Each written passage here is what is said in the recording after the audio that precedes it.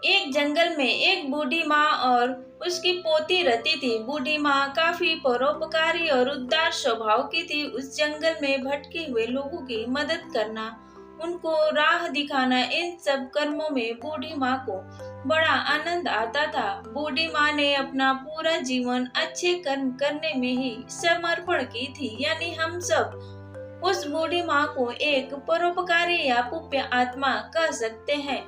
जहाँ अच्छाई है वहाँ बुराई भी होती है। इस जंगल में चार लुटेरे लूट मार करने के लिए भी आते थे। इस जंगल से गुजरने वाले लोगों को मारना और उनके सारे पैसे व गहने लूट लेना, यही इनका काम था। यह लुटेरे इतने निर्दयी थे कि किसी को भी मारने से पहले एक बार भी नहीं सोचते थे। एक दिन वो रोज की तरह लूट मार कर रहे थे। लूट मार करते करते शाम हो गई। बिजली की चमक और बादलों की गड़गड़ाहट के साथ जोरों की बारिश होने लगी।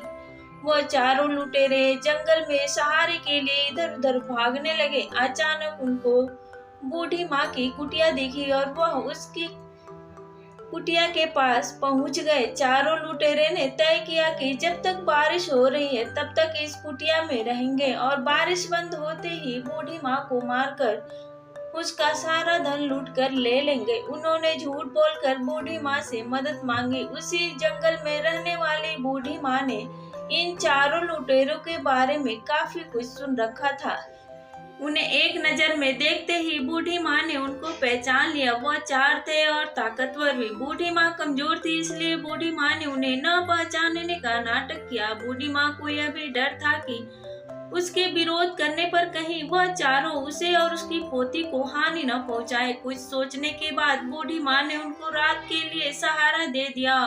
फिर बूढ़ी माँ ने सबके लिए खाना बनाया। सभी खाना खाने के लिए बैठे। तब खाते खाते बूढ़ी माँ ने पाप और पुण्य का विषय छेड़ा। हर एक जन अपने हिसाब से इस विषय में अपनी अपनी राय दे रहा था। बूढ़ी माँ का कहना था कि हमारे पुण्य हमारे जीवन के आखिरी दम तक काम आते हैं और हमारा सुरक्षा कवच बनकर रहते हैं। बूढ़ी माँ की ऐसे बातें सुनकर सभी चारों लुटेरे ठाके से लगाकर हंसने लगे। जाहिर सी बात थी कि चारों ही लुटेरे पुण्य की ऐसी बातों में विश्वास नहीं रखते थे, इसलिए बेधड़क आप वाले काम किया करते थे।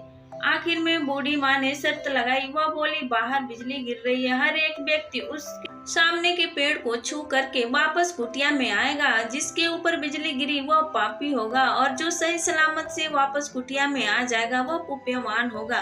पहला लुटेरा गया और पेड़ को स्पर्श करके सही सलामत कुटिया में आ गया। ऐसे ही दूसरा और तीसरा गया और चौथा गया और सभी सही सलामत कुटिया में वापस आ गए। अब बारी थी बूढ़ी माँ और उनकी पोती की। बूढ़ी माँ के मन में डर था कि वह चारों ही लुटेरे पुण्यवान निकले। इसका मतलब हम जरूर पापी हैं, बिजली हमारे ऊपर ही गिरेगी। लेकिन शर्त लगाई थी और पूरी तो करने ही थी, इसलिए उसने अपनी पोती को गोदी में उठाया और कुटिया के बाहर पैर रखा। उसी वक्त आसमान से एक बिजली तेज गड़गड़ाहट के साथ उस कुटिया पर गिरी और कुछ ही देर में उन चारों की उसी जगह पर मृत्यु हो गई और बूढ़ी माँ और पोती एकदम सही सलामत बच गए।